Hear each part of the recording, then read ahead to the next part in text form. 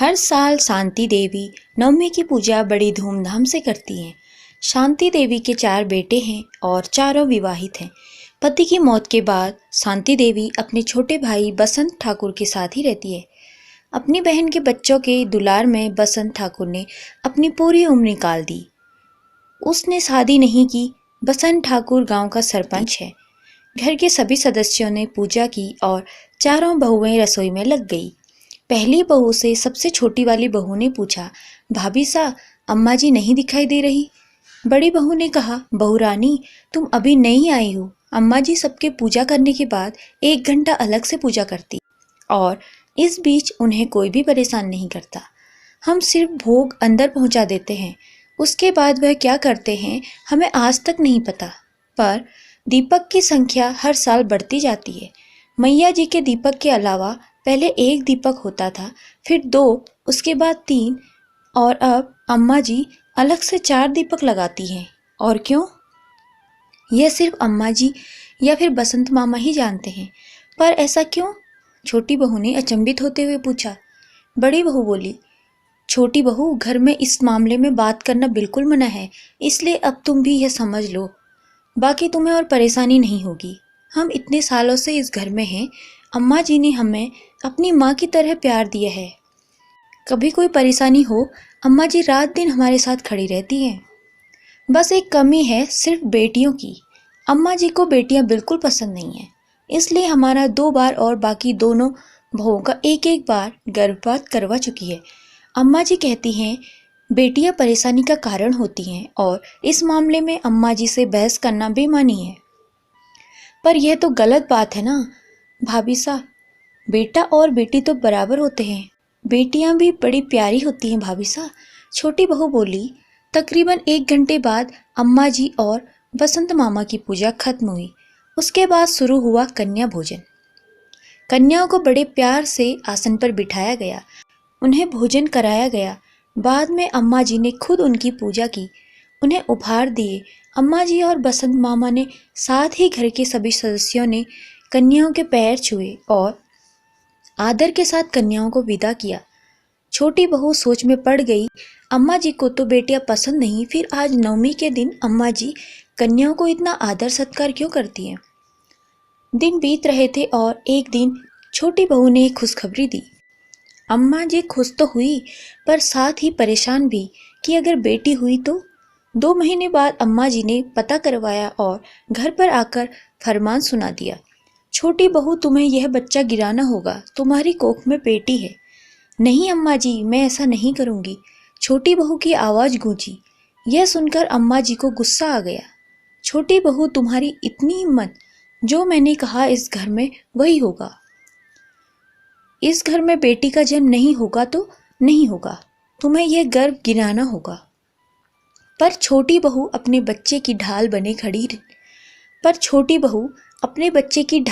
खड़ी रही और उसने साफ साफ शब्दों में मना कर दिया कि वह यह गर्व नहीं गिराएगी। उसने अम्मा जी को समझाने की कोशिश की, अम्मा जी, बेटियां और बेटों में क्या फर्क है? हम भी तो किसी की बेटियां थी, जो आप हमें इस घर में लाए, और अब हमारी बेटियां किसी और के घर में जाएंगी। बेटियां बड़ी प्यारी होती हैं अम्मा जी। अम्मा जी ने क्रोध में कहा, हर कोई हमारे जैसा नहीं होता। और यह कहते कहते अम्मा जी रुक गई। अम्मा जी ने साफ साफ शब्दों में कह दिया, छोटी बहू, अगर यह बेटी घर में आई तो मेरा इससे कोई नाता नहीं होगा। तुम मुझसे कोई उम्मीद न रखना। न इस घर में न मुझ पर तुम्हारी संतान का कोई अधिकार नहीं होगा। वह सिर्फ तुम्हारी जिम्मेदारी होगी। 9 महीनों में एक प्यारी सी गुड़िया ने जन्म लिया। अम्मा जी ने छोटी बहू का तो खास ध्यान रखा, पर गुड़िया की तरफ एक नजर उठाकर नहीं देखा। अम्मा जी दिन भर अपने पोतों के लाड दुलार में लगी रहती, पर गुड़िया को अपनी गोद में खिलाना तो दूर, उसकी तरफ प्यार से एक नजर नहीं देखती। जब नवरात्रों में कन्या पूजन की बारी आती, तब अम्मा जी जरूर गुड़िया को लाड करती और दूसरे दिन अम्मा जी का वही रूप सामने होता। अम्मा जी, गुड़िया को स्कूल भेजना है। छोटे बेटे के इतना कहने पर अम्मा जी ने कहा, मैंने कहा था ना गुड़िया के बारे में मुझसे कोई बात नहीं। तुम्हें जो करना है वह तुम करो। गुड़िया को दादी के इस व्यवहार से पीड़ा होती, वह समझ नहीं पाती। क्यों दादी, भैया को तो इतना प्यार करती है और मुझे नहीं। धीरे धीरे गुड़िया बड़ी होने लगी। एक दिन गुड़िया अपने भाई के साथ टीवी देख रही थी। मार्शल आर्ट की ट्रेनिंग का कोई प्रोग्राम चल रहा था। गुड़िया और उसका बड़ा भाई दोनों बहस कर रहे थे कि मार्शल आर्ट लड़कियों के लिए कितना ज़रूरी है। गुड़िया के बड़े भाई ने कहा, तुम बेवजह बहस मत करो, यह कोई ज़रूरी नहीं है। क्या है यह, कुछ भी तो नहीं है। तब गुड़िया ने कहा, भैया, लड़कियों की सुरक्षा के लिए, अपने आप को बचाने के लिए यह ट्रेनिंग बहुत ही ज़रूरी होती है। आज के समय में इससे लड़कियां अपनी सुरक्षा खुद करवा सकती हैं। मुझे भी सीखना है यह मार्शल आर्ट। पास ही खड़ी अम्मा जी यह सब सुन रही थी। उन्होंने गुस्से में कहा, बंद करो यह सब। दोनों बच्चे टीवी बंद करके खेलने चले गए। एक हफ्ते बाद पंचायत की तरफ से एक आदेश आया, गांव में मार्शल आर्ट की ट्रेनिंग होने वाली है। गांव की हर लड़की को यह सीखना है और महिलाएं भी अगर चाहें तो इसे सीख सकती हैं। गुड़िया को तो जैसे मन की मुराद मिल गई हो। वह मन ही मन इस फरिश्ते को शुक्रिया कर रही थी कि जिसकी वजह से उसे मार्शल आर्ट की ट्रेनिंग करने का मौका मिला। गुड़िया के 8वीं कक्षा के पेपर चल रहे हैं। अलग से पढ़ाई के लिए वह स्कूल के ही अध्यापक से ट्यूशन लेती है। गुड़िया एक दिन ट्यूशन गई हुई थी। घर के सारे लोग भी अपने अपने कामों में लगे हुए थे। तभी गांव के 5-6 लोग शांति देवी के घर आए और बोले, देखिए आपकी पोती ने क्या किया है। सब लोग गए, देखा स्कूल का अध्यापक जमीन पर बेहोश पड़ा हुआ है और गुड़िया लाठी के लिए उसके पास खड़ी हुई है। पूछने पर पता चला अध्यापक ने गुड़िया के साथ गलत करने की कोशिश की, पर गुड़िया ने बहादुरी के साथ अपना बचाव किया और लाठी से अध्यापक पर हमला करके अपने आप को बचाया। गांव वाले गुड़िया की तारीफ कर रहे थे और साथ ही यह भी कह रहे थे, मार्शल आर्ट से हमारे बच्चों के मन में आत्मविश्वास आया है, उनमें बहादुरी आई है। घर के सभी सदस्य अपनी बिटिया की बहादुरी को देखकर खुश थे, पर शांति देवी के मन में कुछ तो ऐसा था जो उन्हें कचोट रहा था। गुड़िया ने 8वीं में अपने गांव में प्रथम स्थान प्राप्त किया। उसके बाद गुड़िया ने पीछे मुड़कर नहीं देखा। फिर 10वीं 12वीं गुड़िया अपनी मेहनत, लगन और बहादुरी से गांव वालों की लाडली बन गई। छोटी बहू ने अम्मा जी से कहा, अम्मा जी, गुड़िया को कॉलेज में दाखिला दिलवाना है। अम्मा जी ने साफ साफ शब्दों में मना कर दिया। कहा, देखो बहू, मैंने तुम्हें शुरू में ही कहा था, तुम्हारी बेटी की जिम्मेदारी खुद उठाओ, मुझसे कोई उम्मीद ना रखो। छोटी बहू परेशान थी। कॉलेज में दाखिले के लिए काफ़ी पैसे चाहिए थे और तिजोरी की चाबी अम्मा जी के पास रहती थी। ऐसे में यह सब कैसे होगा। पर फिर अचानक 4 दिन बाद, जहाँ पर गुड़िया ने एडमिशन के लिए अप्लाई किया था, प्रिंसिपल का फ़ोन आया, आपकी बेटी का एडमिशन हो गया है। गुड़िया के लिए सब कुछ एक सपने जैसा हो रहा था। वह सोच में पड़ गई, एडमिशन ऐसे कैसे? वह तो कितना रुपया पैसा मांग रहे थे और अचानक से एडमिशन हो गया।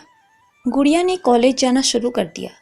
अपनी मेहनत और लगन से गुड़िया ने कॉलेज में भी प्रथम स्थान हासिल किया और आज अपनी मेहनत के बल पर गुड़िया ने IAS परीक्षा पास कर ली। गांव में भव्य समारोह का आयोजन किया गया है। गुड़िया को सम्मान देने के लिए घर के सभी लोग सज धज कर समारोह में जाने की तैयारियां कर रहे हैं। शांति देवी भी। तभी गुड़िया शांति देवी के कमरे में आई। दादी, आपको बहुत दुख होगा ना, मुझे आप इस दुनिया में लाना ही नहीं चाहती थी। जीवन में आपने मुझे कभी प्यार नहीं दिया, आप तो मेरी सफलता से दुखी होंगे। गुड़िया का इतना कहना था कि बीच में बसंत मामा ने आकर कहा, गुड़िया, यह क्या कह रही हो तुम? ऐसे बात करते हैं अपनी दादी से? गुड़िया ने आगे कहा, मामा, यह आप भी जानते हो दादी ने मेरे साथ कैसा व्यवहार किया है, मैं कभी इन्हें माफ़ नहीं कर सकती। यह कहकर गुड़िया कमरे से बाहर चली गई। जी, आप यह सब क्यों सहन कर रही हो? सच्चाई क्या है? आप गुड़िया को और घर वालों को बता क्यों नहीं देते? बता दीजिए सबको। आप गुड़िया को कितना प्यार करती हैं। वह मार्शल आर्ट की ट्रेनिंग, आज तक गुड़िया को मिले हुए सारे खिलौने, गुड़िया के स्कूल और कॉलेजों की फीस, यह सब आपने किया है। बसंत ने कहा। शांति देवी ने गहरी सांस भरते हुए अपने छोटे भाई से कहा, नहीं बसंत, वह मेरी पीड़ा है, मेरे अंदर ही रहे तो ठीक है। यह बात तुम्हारी और मेरे अलावा किसी और को पता नहीं चलनी चाहिए। पर कोई था दरवाजे के बाहर जो यह सब सुन रहा था। शांति देवी और बसंत मामा आपस में बातें कर रहे थे। तभी लाउड स्पीकर से उन्हें एक संदेश सुनाई देता है। गुड़िया और पूरे परिवार को मंच पर बुलाया गया है। कृपया आप सभी मंच के पास पधारें। शांति देवी बसंत मामा से कहती है, बसंत, इस बात का पता किसी और को नहीं चलना चाहिए और अभी गुड़िया के सम्मान समारोह में चलना है। सारे घर वाले मंच के समीप आके प्रथम पंक्ति में बैठ जाते हैं। गांव वालों का उत्साह देखते ही बनता है। आखिर हो भी क्यों ना, उनके गांव की गुड़िया आज इतनी सफल जो है। सभी उसको आशीर्वाद देने के लिए यहाँ एकत्रित हुए हैं। गांव के आला अधिकारी गुड़िया को स्टेज पर आमंत्रित करते हैं। गुड़िया को माला पहनाई जाती है और उसका सम्मान किया जाता है। बाकी सारे दर्शक तालियां बजाकर उसका स्वागत करते हैं। एक सरकारी अधिकारी ने गुड़िया को बोलने के लिए माइक दिया और उससे पूछा, अपनी कहानी और आपका यहाँ तक पहुँचने का सफ़र, किसको आप इसका श्रेय देना चाहती हैं? कृपया हमें बताएं। गुड़िया ने बताया किस तरह उसने अपनी स्कूल की पढ़ाई पूरी की, मार्शल आर्ट्स सीखा, कॉलेज गई और कैसे उसने आईएएस परीक्षा पास की और आज इस मुकाम पर है। अपने पूरे परिवार को उसने धन्यवाद कहा जो उसकी सफलता में सम्मिलित है। पर बोलते बोलते अचानक गुड़िया रुक गई। गुड़िया की आंखें भर आई और उसने कहा, मेरी सफलता में एक शख्स और है जो कभी मेरे सामने नहीं आया, जिसने कभी यह नहीं बताया कि वह मुझे कितना चाहता है, ना ही कभी मुझे एहसास होने दिया कि मैं उसके लिए क्या हूँ, जिसने हर पल कदम कदम पर मेरा साथ दिया। पर एक फरिश्ते की तरह वह कोई और नहीं, मेरी दादी है। गुड़िया का इतना कहना था। सभी लोग अचंभित हो गए और साथ ही शांति देवी और बसंत मामा भी। गुड़िया ने आगे कहा, यह सच है, मेरी दादी मुझे जान से भी ज़्यादा चाहती हैं। मेरी स्कूल की फ़ीस, कॉलेज के एडमिशन की फ़ीस, मेरी हर ज़रूरत को मेरी दादी ने पूरा किया है।